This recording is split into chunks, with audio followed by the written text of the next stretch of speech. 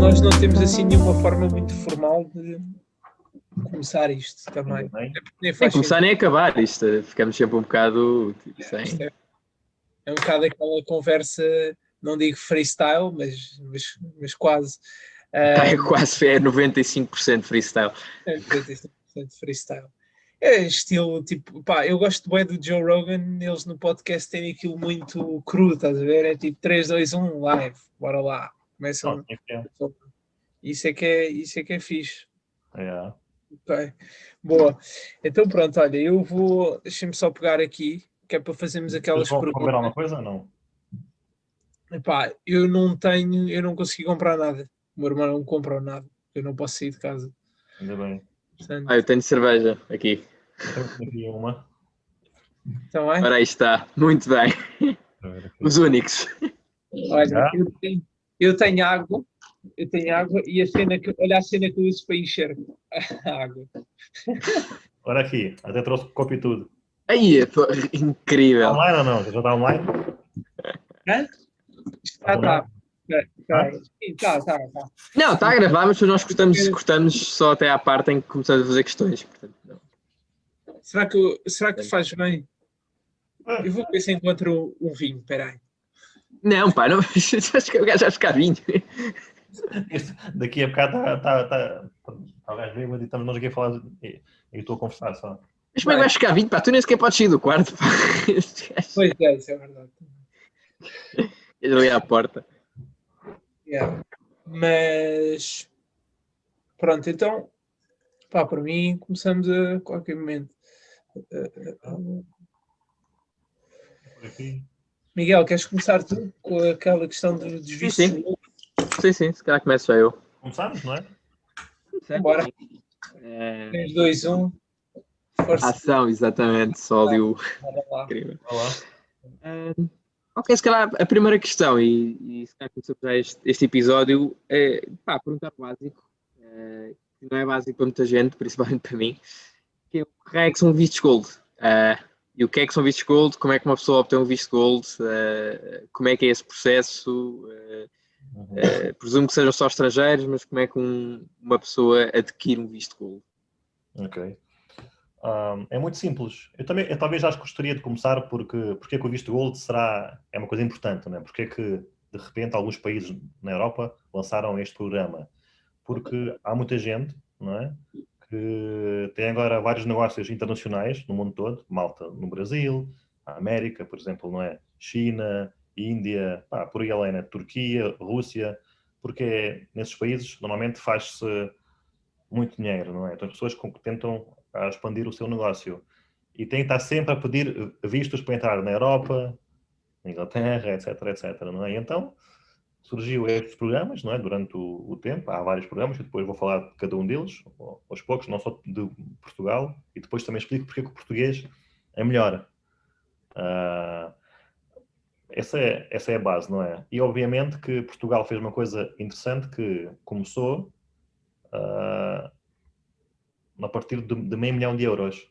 Podia ter sido 200 mil euros, 300, não é? 250. Meio milhão porquê? Meio milhão porque é uma categoria de cliente do nível já, digamos, não luxury, mas lá perto, não é? E conseguiu pôr o patamar de Portugal a ser ouvido na Europa e no mundo. Ou seja, foi uma boa estratégia. Ok? Quanto ao visto gold, é um processo bastante simples em que tu tens que investir, não é? O meu perfil é imobiliário, nós só trabalhamos com clientes que querem investir em imóveis, porque existem três tipos, não é? Tu ou investes meio milhão no imóvel, ou também tens imóveis de reabilitação urbana, que são 350 mil euros, isto é a parte imobiliária, tens que criar 10 empregos, não é? Crias uma empresa e tens de criar 10 empregos para portugueses. Ou a outra opção é colocares 1 milhão na conta a render. Okay? Essas são as três opções de obteres o visto gold. Entretanto, já surgiram também mais algumas, mas eu não sei quais são porque eu acompanho somente o imobiliário. Surgiu uma que penso que se tu investires à volta de 150 ou 200 mil euros na restauração de uma uma estátua portuguesa ou algo assim, não é? Sem ficares com nada, simplesmente ofereces esse dinheiro ao Estado e eles dão-te o visto gold.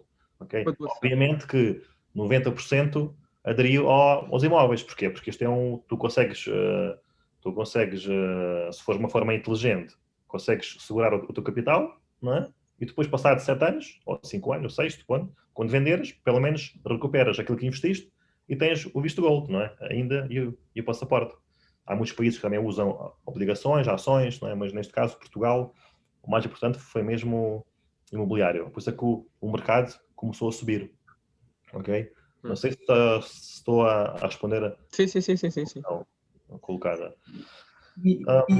Diz-me uma coisa, Michael. Na Rússia há muita gente a conhecer Portugal.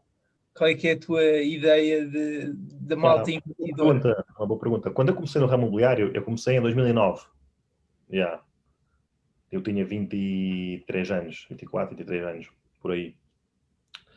E na altura nós começamos, eu entrei para uma agência que trabalhava já com o mercado russo. Era recente, tinha para aí a volta de 6 meses, nem sequer isso. Então eu entrei mesmo no início. Eles tinham uma loja já na Rússia, em Moscou, outra cá em Portugal, e nós costumávamos ir às feiras imobiliárias na Rússia, porque na altura ainda a internet não estava tão forte, não é?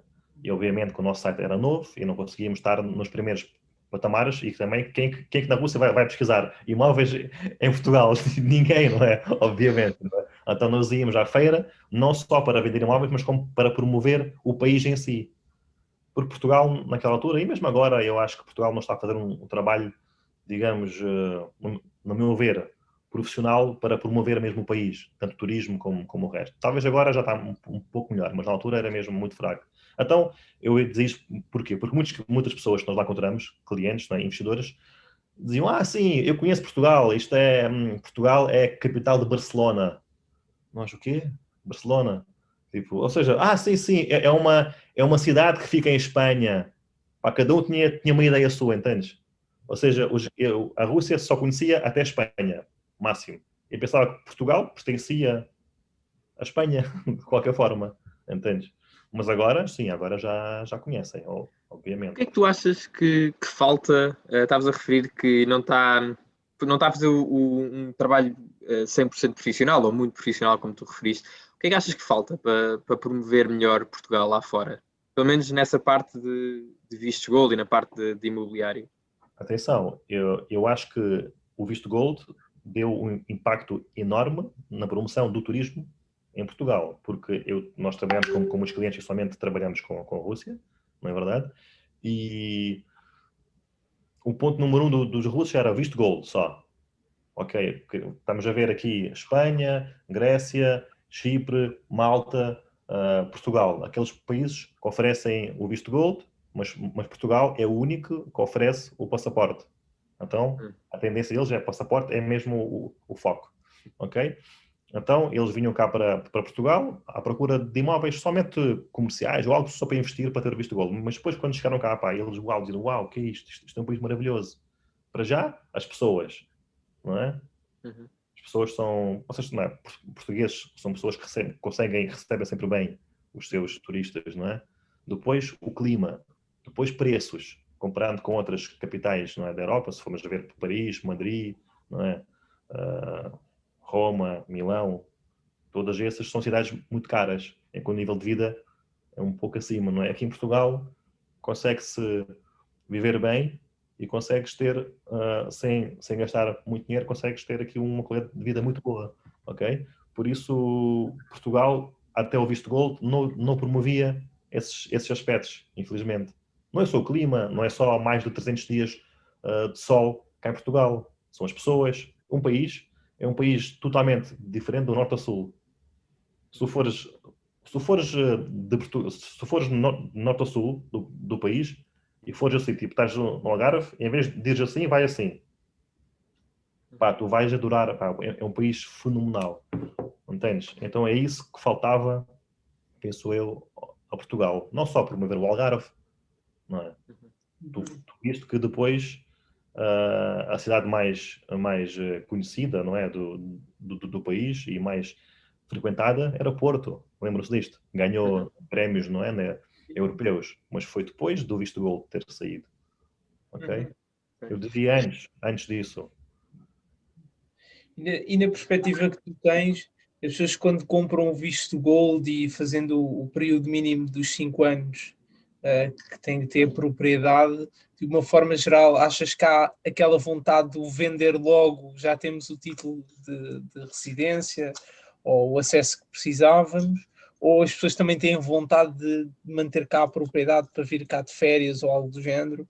Imagino que seja um bocadinho, depende do cliente, não é? Mas... Claro, sim, cada um tem o seu investimento. Há muitos que investem somente em imóveis comerciais, não é? Não podem lá viver. É um imóvel que está sempre arrendado, não é? Eles têm o seu rendimento. Mas essas pessoas nunca querem tirar o dinheiro porque não querem ter o dinheiro em rublos, porque a moeda russa rublo está numa fase muito má. Enquanto que, dar um exemplo, enquanto que quando eu comecei, 2009, 2010, digamos até 2011, 1 euro equivalia mais ou menos 40 rublos, agora já são 90 rublos. Imagina como é que isto caiu, não é? Estão a perceber? Então, ninguém tem interesse em manter o rublo, as pessoas têm interesse em segurar o seu dinheiro, o seu capital em euros, e obviamente que manter 1 milhão de euros no banco também não é interessante, então eles deixam sempre o imóvel. Sim. Não, raramente eles vendem, a não ser que... É assim, nossos clientes, nós fizemos mais do que 100 familiares de visto gold, não é? Ou seja, vendemos mais de 100 imóveis só para aderir o visto gold, porque cada um deles depois comprou o segundo e terceiro durante este espaço de tempo e ainda ninguém vendeu. Ninguém vendeu ainda. É bom sinal. E mais ou menos 10% dos nossos clientes já receberam, já têm o passaporte, ou seja, já pediram para o passaporte. Por isso já podiam ter vendido, não é? Ok. Qual é que é a tua opinião quando dizem que os vistos gold é que inflacionaram os preços de Lisboa? Eu acho completamente absurdo, muito honestamente. Mas qual é que é a tua opinião em relação a isso? Achas que inflacionaram os preços de Lisboa todos, vistos gold? Não, pronto, eu acompanhei isto desde o início, porque eu comecei a trabalhar em 2009. Eu não acompanhei Lisboa tão bem porque eu trabalhava no Algarve, mas também o meu foco era viver em Lisboa um dia, então eu do Algarve às vezes vinha cá fazer umas vendas. Tipo, digamos, quando eu era agente, quando eu fui agente imobiliário, consultor, eu talvez de umas 20 vendas por ano que eu fazia, eu vendia 2 ou 3 imóveis em Lisboa. Então vinha cá e os preços, obviamente, que eram diferentes, né? Na altura da crise também. 2010, 11, 12, foi mesmo o down, não é mesmo os preços mais baixos, não é? Atingimos mesmo coisas incríveis, não é? Preços incríveis. E depois, a partir do momento em que o visto gold aparece, os investidores estrangeiros começam a ter mais interesse para Portugal, não é? Não só franceses, não só angolanos, não é? Angolanos, por acaso, deixam de ter tanto interesse, porque também em termos de políticos, não é? Mas agora em termos de China, Turquia, Rússia, começa a ter muito interesse por Portugal e os preços começam também a subir, não é? Obviamente. Agora, se foram só visto gold, eu acho que não acredito nisso. Mas que os preços aumentam como? Quando existe pouca procura, e quando existe muita procura e pouca oferta. Então, os preços tendem, não é, a subir, obviamente. Mas, sim, eu diria que ajudaram, mas não foi só por isso, não. Relativamente a este tipo de clientes que tu tens, portanto, de diferentes nacionalidades, russos, chineses, árabes, da Arábia Saudita mesmo, há algum tipo de, eu não digo guião, eu até me lembro de falar disto com o Henrique, quando o Henrique dizia que todos os agentes imobiliários e consultores imobiliários também tinham uma espécie de guião que seguiam. Há alguma espécie de guião para cada nacionalidade ou algum tipo de hook, por assim dizer, para apelar mais para o lado chinês ou para apelar mais para o lado russo? Eu vou ser muito sincero.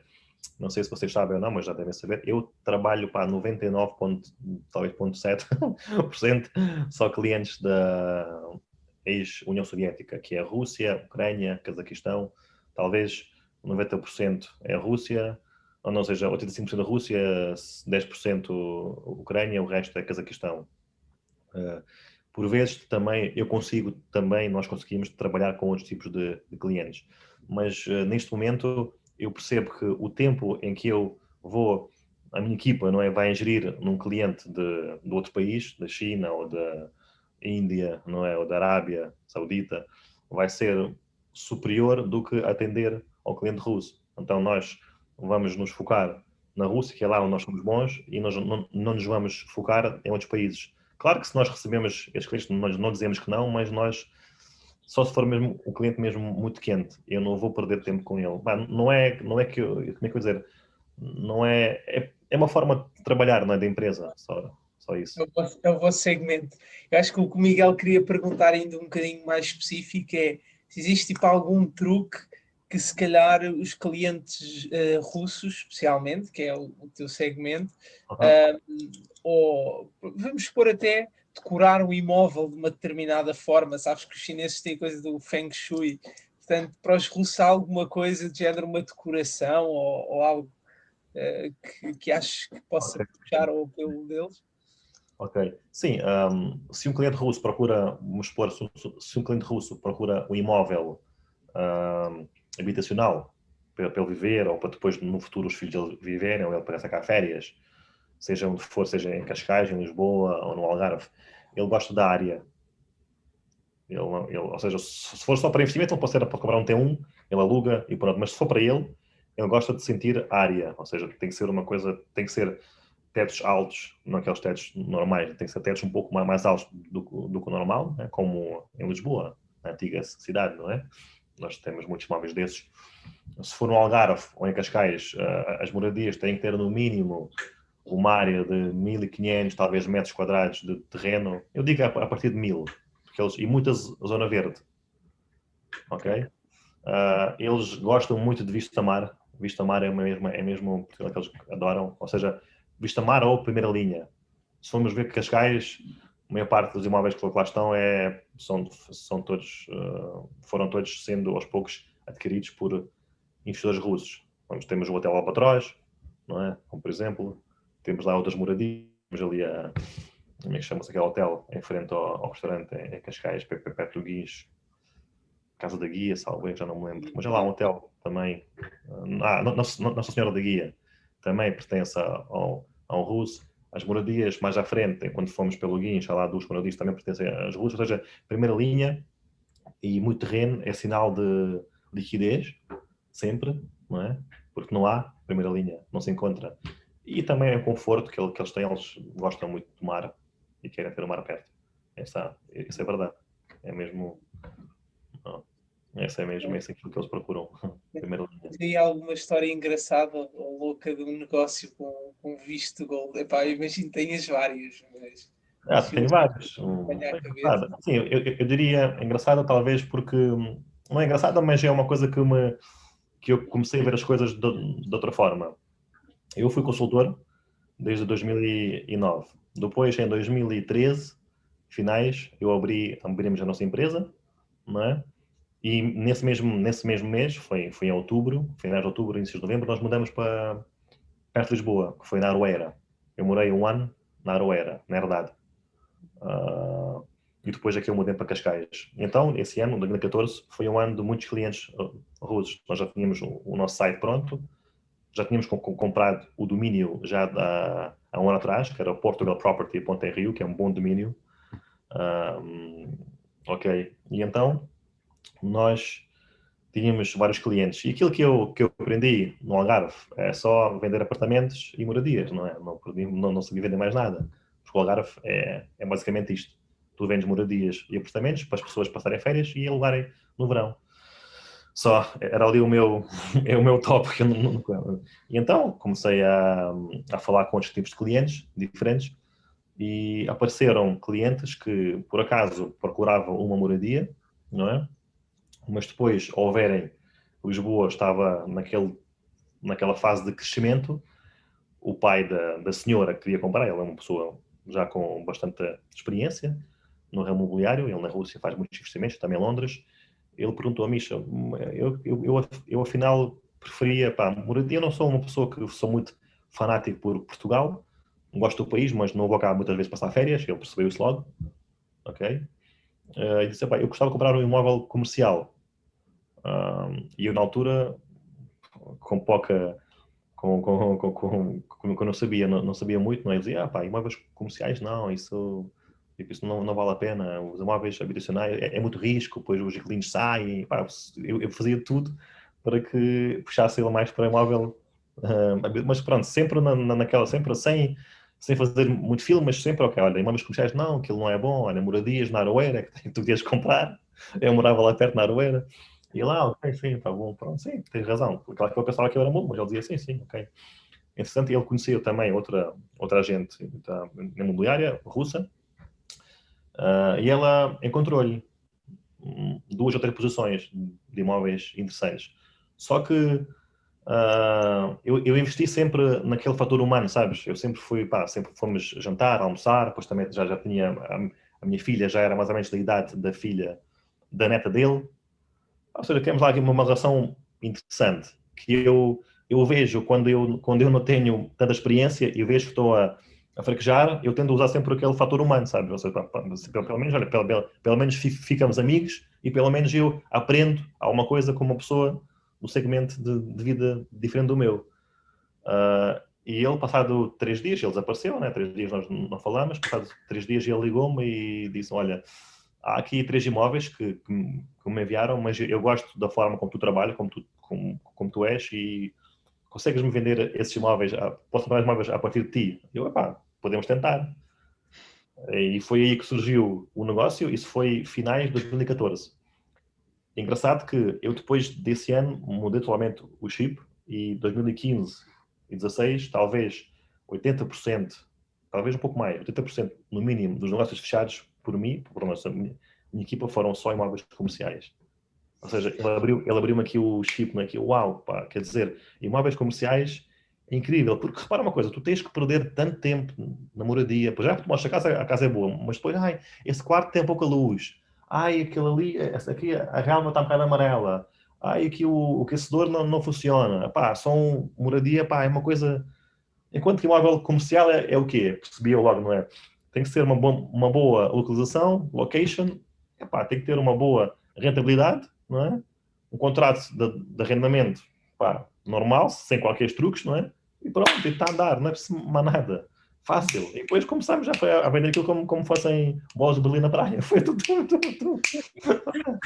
a ver? Isso foi uma coisa, não é engraçada, que eu talvez, se me lembrar agora de uma, eu depois conto, obviamente, mas foi uma coisa que me mudou aqui mesmo a forma de ver as coisas. E foi desde aí que eu comecei. No Algarve, nós fazíamos contas com quanto é que custa um T1, quanto é que custa um T2. Isso é uma estupidez. Quantos metros quadrados é que custa e quanto é que se arrenda a área pelo metro quadrado. E foi aí que eu comecei a mudar o meu chip e pronto, e as coisas começaram a fluir. Yep. Trouxeste isso ok, estou a perceber. Trouxeste essa visão também para o mercado de habitação, não é? Estás a dizer, no fundo, é tipo, ok, o foco não tanto em se calhar coisas que são um bocadinho inúteis, tipo a área, e mais no foco na rentabilidade, que no fundo é o objetivo de quem está a comprar um imóvel, neste caso de habitação, para investir, não é a área, mas sim a rentabilidade. Sim.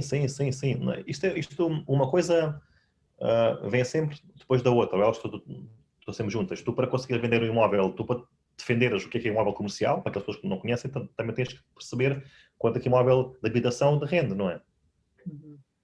Não é? Nós todos sabemos que os preços de habitação não subiram tanto como subiram os preços de arrendamento, não é? Ou seja, a habitação dá-te aí que é 2, 3%, enquanto que comercial dá-te aí 6%, certo? Ok? Uhum. Sim, é um risco porque imóvel de comercial é sempre... As pessoas vão sempre precisar de uma casa para viver, mas nem sempre precisam do espaço para trabalhar. Isso é verdade. Mas se for um imóvel bem escolhido, tu tens sempre a ganhar, não é? Por isso é que o foco principal é a liquidez, sempre, nunca a rentabilidade, para segurar o seu capital, não é? Mas, Como é que explicarias o que é a liquidez para alguém que se calhar está a ouvir e não sabe o que é ou não entende bem o conceito? então, a liquidez é quando tu fazes o investimento e depois, quando tu saíres desse investimento, tu não perdes dinheiro, basicamente assim. Existem imóveis que podem ter uma grande rentabilidade, não é?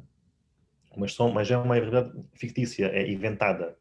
Nestes anos todos, quando houve o Visto Gold, houve muita coisa fictícia, em que o proprietário do imóvel, imaginamos, pronto, é o de Velas, ou pronto, fora de Lisboa, não é? Tinha uma loja, não é? Onde na mesma rua abriam umas 10 lojas, das quais existem 3 que estão ocupadas, outras 7 estão de veludo, porque é uma zona não comercial, ali não há comércio. E há uma pessoa que decide vender a loja, que vale para aí 300 mil euros, e ele diz, pá, mas agora como estamos no Visto Gold, vou vendê-la por meio milhão. E já agora, eu assino um contrato com a minha empresa, não é? Sei lá, digamos, de 30 mil euros anuais, não é? De renda. Então aí, pá, isto é uma coisa que, uau, uma loja custa meio milhão, dá-te aí 7%, fiz. Mas tu depois de venderes a loja depois de 5 anos, tu vais vendê-la por 200 mil euros, tu no final perdeste dinheiro. E o inquilino daqui a 1 ano ou 2 saiu, porque ele é esperto, não é? Entendes? E houve muitos chineses que fizeram negócios assim. Encantados por agentes imobiliários, não é?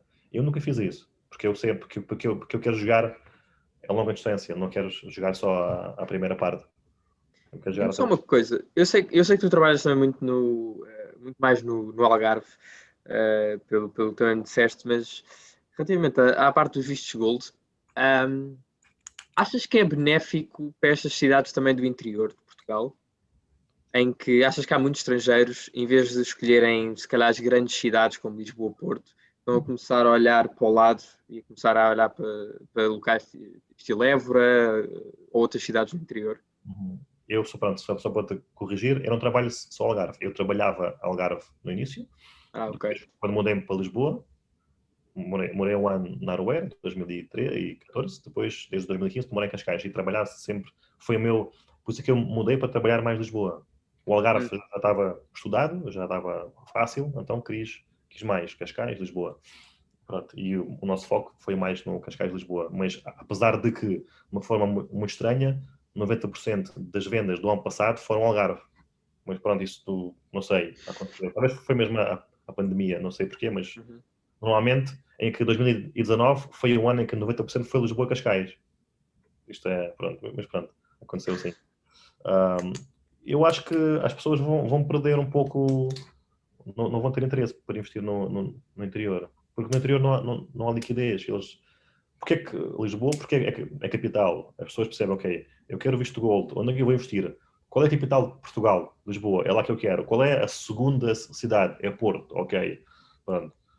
As pessoas aterravam em Lisboa e depois algumas delas iam se dispersando para o Algarve, algumas para Cascais, Porto, entendes? Mas eu acho que o interior do país, talvez Coimbra, talvez porque é uma cidade de estudantes e as pessoas vão sempre querer viver em Coimbra porque têm que estudar, comprar lá um imóvel e arrendá-lo aos estudantes, sim, eu acho que essa é uma coisa que poderá ser interessante. Não é muito interessante, mas sim, ok, tem alguma lógica, não é?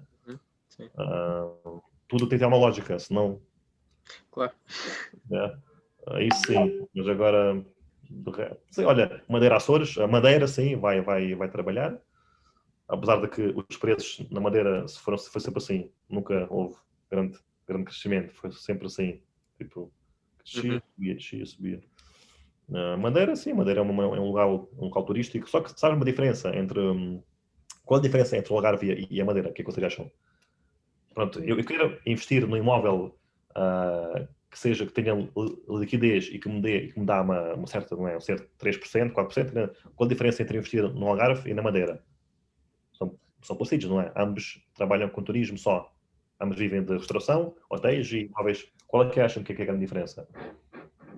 Há muito mais proprietários internacionais, há mais procura.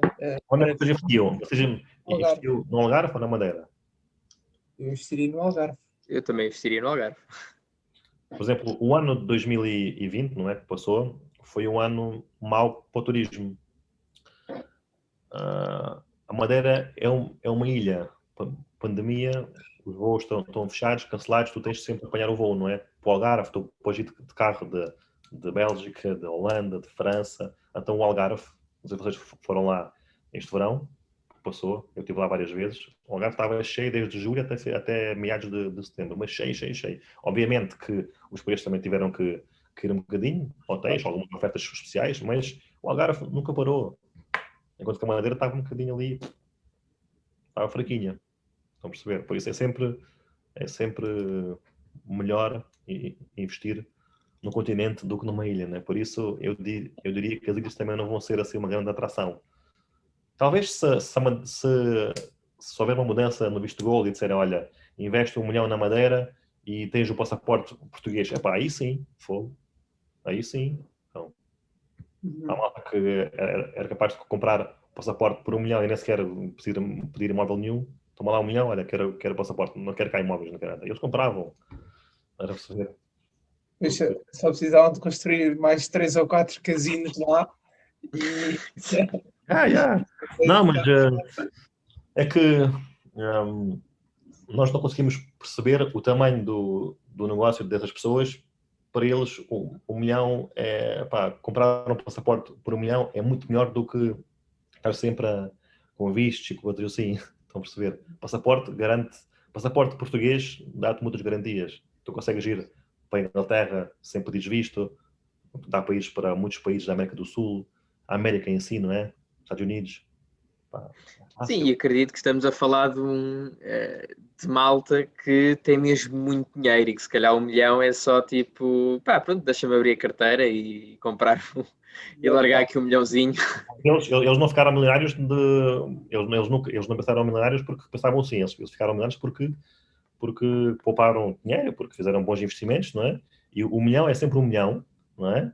Mas para ele esse milhão não faz diferença porque com o passaporte ele consegue ganhar muitos milhões mais porque consegue viajar e abrir negócios em outros países com muita mais facilidade.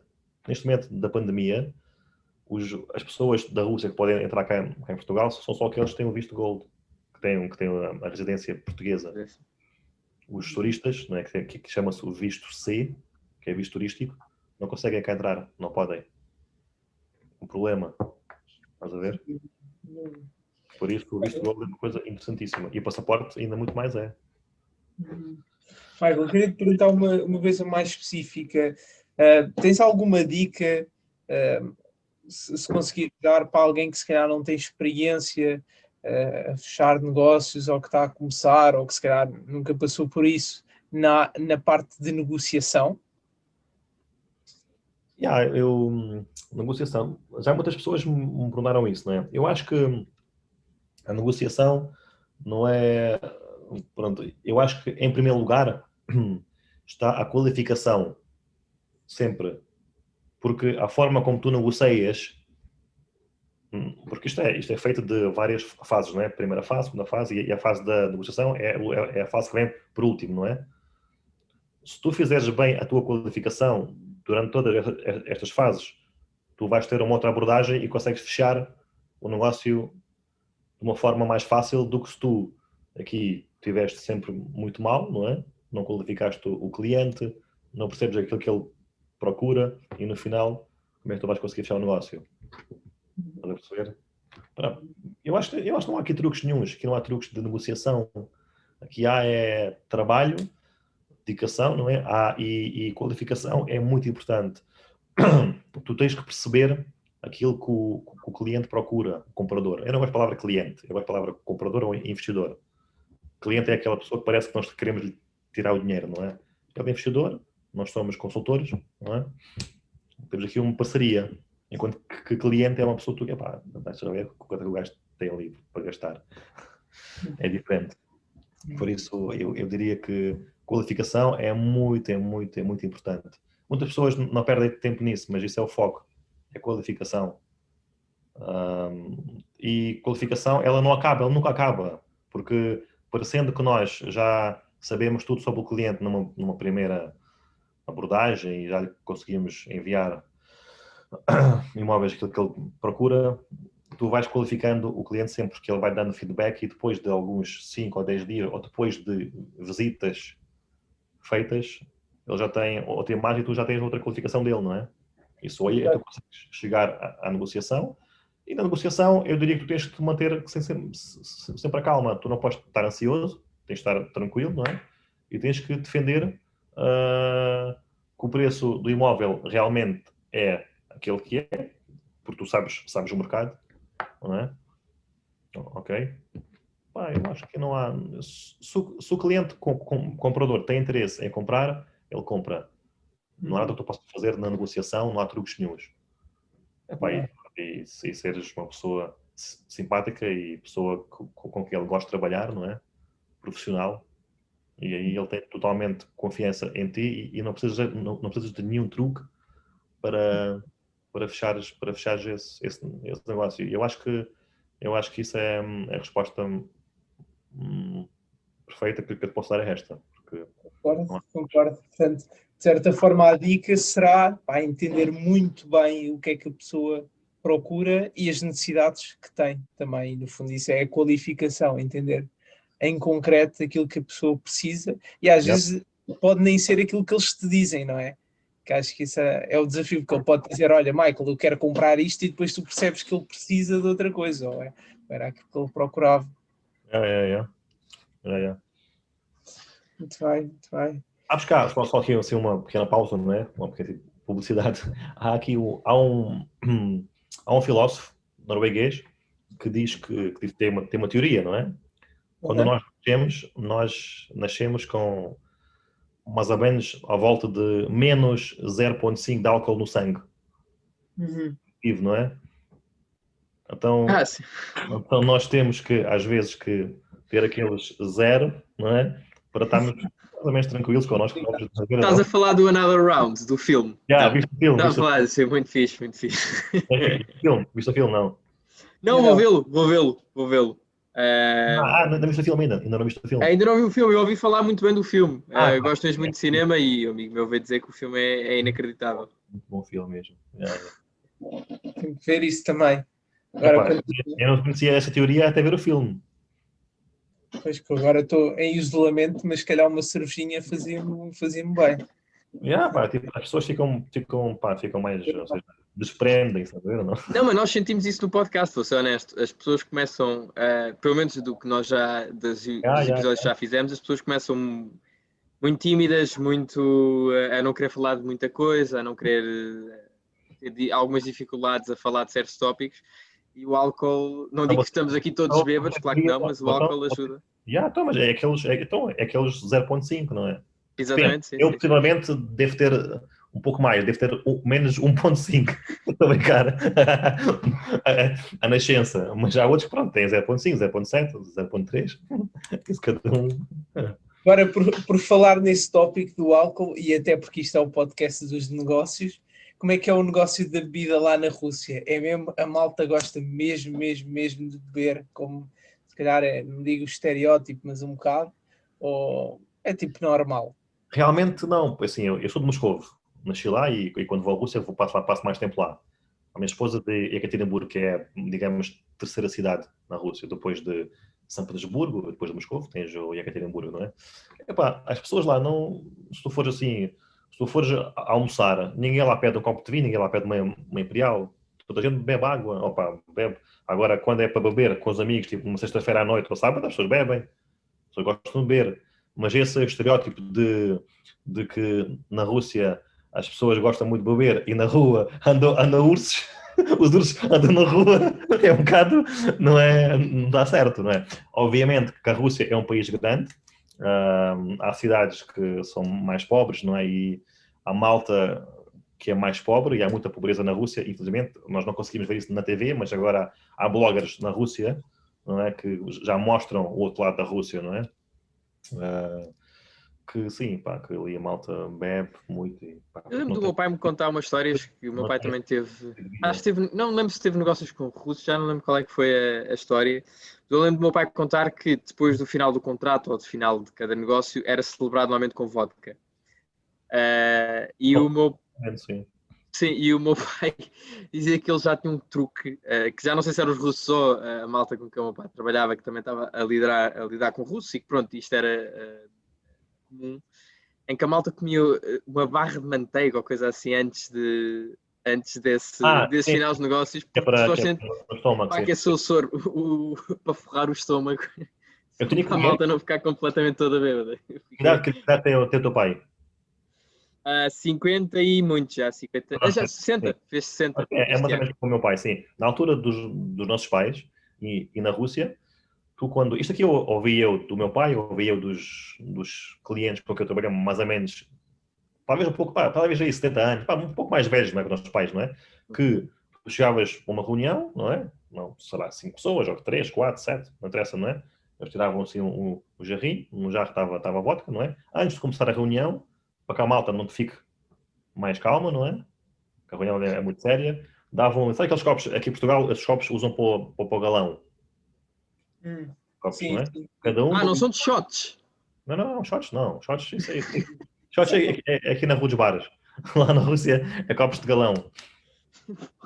Galão, na altura, Galão agora para vodka. já shots, não é? Então aí, aquilo à volta tem para aí 150 gramas, que é mililitros, não é? Opa, e depois a reunião já começava de uma forma. Mas isso devia-se fazer aqui. Pode ser. Devia ser uma forma interessante. E faz-se à mesma, não é? Diziam, Qual é que é a tua opinião? desculpa lá, e quando mostrava, quando traziam vodka, não é? Diziam assim, então, 100 gramas de chá, ok, vamos beber chá? Ok, é uma maneira de dizer, não é? Uhum. Yeah. Qual é que é a tua opinião em relação a isso? Fechar negócios a beber copos? Que é que achas é uma coisa que acaba por acontecer contigo, não? Ou tens sempre aquela coisa tipo um momento que é para fechar negócios, não quero misturar as coisas? Nós sabemos que o álcool ele tem aquela, na nossa sociedade, pronto, que ele relaxa, tu já falas de outra forma, já não te desconfias tanto, obviamente, que é uma coisa mais relaxante, não é? E sim, eu por acaso não digo que me ajudou a fechar, mas ajudou-me a estar mais próximo dos meus clientes. Nós íamos jantar ou almoçar, obviamente que íamos pedir vinho e depois explicava-lhes como é que era o vinho, como é que era, porque eles não sabem muito vinhos, não é? E pronto, e sim, junta um pouco, porque as pessoas já ficam mais já não há tantas barreiras, sabes? Porque tu quando nasces, tu estás sem barreiras, mas depois, ao longo que tu vives na sociedade, e então na Rússia, tu vais criando muitas barreiras e muitos uh, estereótipos. Portanto, aquelas pessoas são assim, os portugueses são pessoas que não gostam de trabalhar, os russos são pessoas que bebem muito e estão sempre cara feia. Nós criamos isso na nossa cabeça, não é? Alentejanos são assados, os gajos do norte falam mal. Então, o álcool, ele liberta isso e tu já falas como se fosse uma pessoa normal. Sim, acho que sim. É muito isso. E alguma coisa que tinhas visto ultimamente, ou quando estiveste a última vez na Rússia, ou ver os russos fazer, se calhar até na vertente mais digital, que tenhas chamado a atenção e tenha dito, epá, isto não está a ser feito em Portugal, porque a Rússia é um país, é uma coisa gigantesca comparado com Portugal. Lembra-se assim de alguma coisa que tu tenhas visto, ou lá, ou de cá, mas em russo, que tenhas pensado, tipo, ok, pá, isto era boa ideia, isto aqui em Portugal. Por acaso, ainda hoje foi sobre isto com a Eugénia, por acaso falamos disto. E pá, a Rússia é dificilmente comparada com Portugal, porque é um país gigante, não é? É um país enorme. Tu tens lá aplicações e coisas que existem numa cidade e noutra cidade isso não existe. Compreendes? Mas, por exemplo, posso dar aqui um exemplo, não é? De várias coisas que eu até achei. Por exemplo, o sistema de pesquisa na Rússia, que tudo bem que foi uma cópia, basicamente uma cópia do Google, chama-se Yandex, não é? Eles também têm Yandex Mapa, tem muitas coisas parecidas. Mas a forma como eles trabalham é uma forma incrível. Eu, sinceramente, não para eu ser russo, mas eles adaptaram lá muitas coisas que funcionam de uma forma muito mais eficaz e mais facilmente do que funciona o Google. Por exemplo, eles têm um sistema de que tu podes pagar, não é? Através de depois ter um cartão sem sequer ir ao banco. Aqueles bancos virtuais, estás a ver ou não? Do Yandex. Mas Google também deve ter, né? Google Pay, não é? Acho que eles também têm isso, não é? Pronto, mas agora a coisa que eu também gostava de vos abordar é que Não faz mal. Olha, já acordou. Um Já break. acordou, já está. Bom dia. Já voltamos. Morreu. É que tiveste um break na melhor imagem, no melhor frame possível. Mas dizem que depois do coronavírus isso costuma acontecer. Fica tipo assim. Costuma. Vamos lá apertar. Durante 7 segundos, acorda outra vez. Ficam umas paralelas. Mas sim, Os jovens. parte em que estavas a dizer que querias. Queria falar um pouco sobre como é que a malta russa, os jovens russos, aproveitam as redes sociais. A forma como eles usam o Instagram, agora com o TikTok, também o Telegram, é uma forma mesmo muito. Eles exploram aquilo mesmo, tanto por menor. Por exemplo, tens lá uma rapariga que chama-se Ivleva. Ela estava nos canais de televisão, nos programas, tipo programa aqui em Portugal chama-se.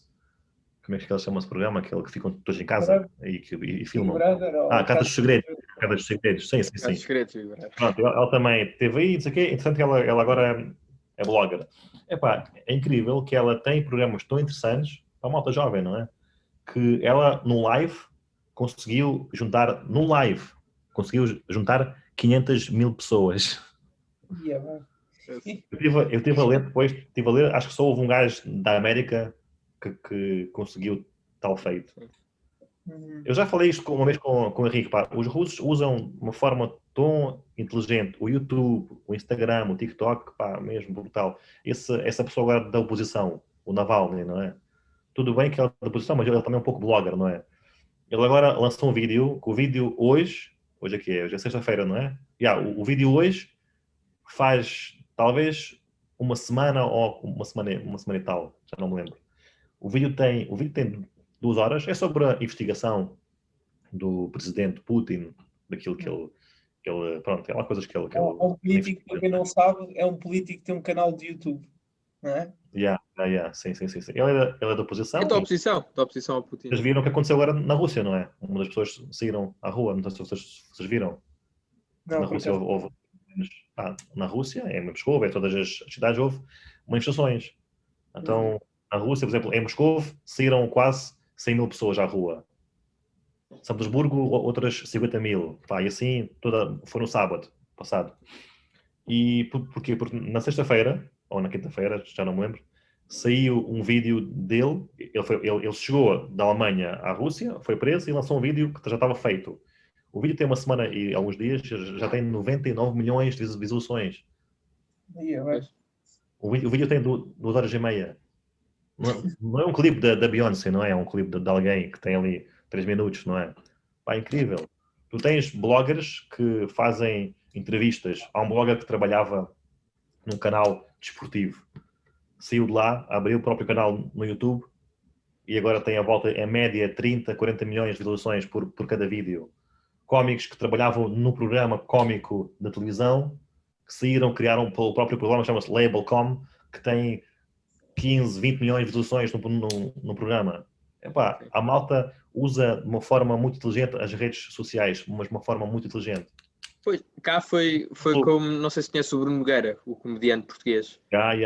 Que ele também fez isso no Instagram, agora durante o confinamento, que lançou um programa com outros comediantes, em que era direto só do Instagram, a falar uns com os outros, e pronto, com todo um guião, como se aquilo fosse uma série. E aquilo também conseguiu 150 mil pessoas ao vivo a verem todos ao mesmo tempo. Para Portugal também é uma coisa absurda. Isso.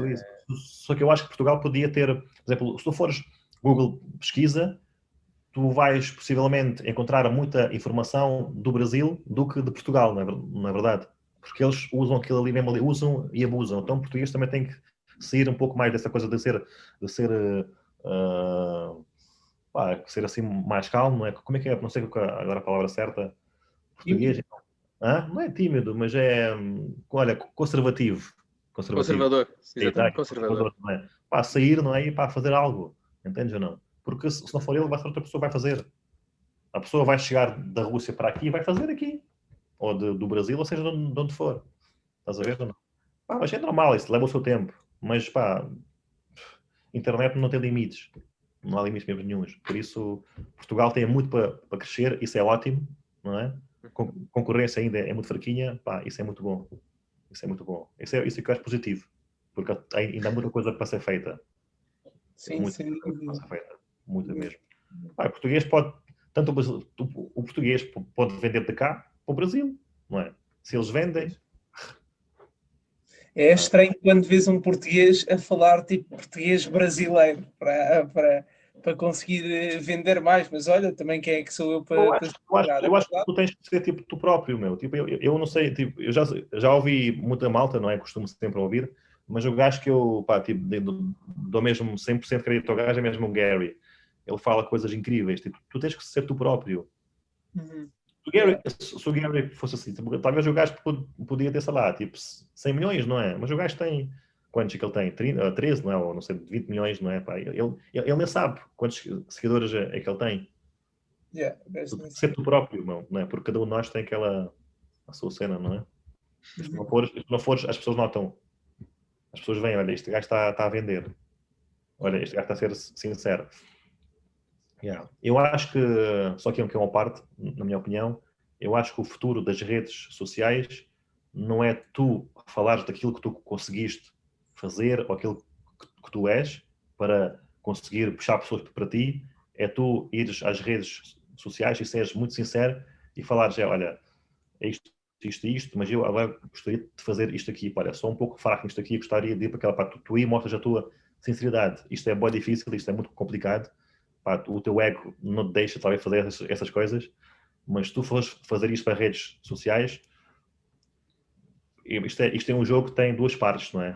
Não é só a primeira parte. Tu, talvez daqui a uns anos, talvez não, 100%, tu vais conseguir obter mais crédito do que aquelas pessoas que puxam, né? Através da publicidade. Estás a ver ou não? Eu não papo disso já. Pá, não sei. Eu vejo logo, pá, não sei como é que vocês, o que vocês acham, mas eu não papo dessas coisas. Eu acho que é muito mais simples quando fazemos o nosso conteúdo de forma sincera e tipo como nós somos, até porque é tão mais fácil. Se já criar conteúdo só por si já é aquele desafio, tipo, o que é que eu vou fazer, o que é que eu vou publicar.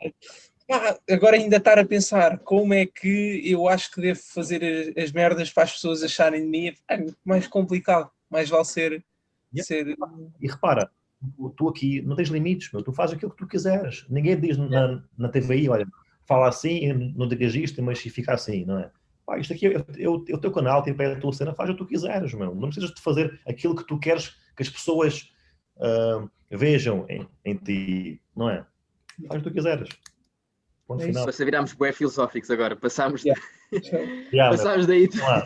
Pá, eu acho que é isso.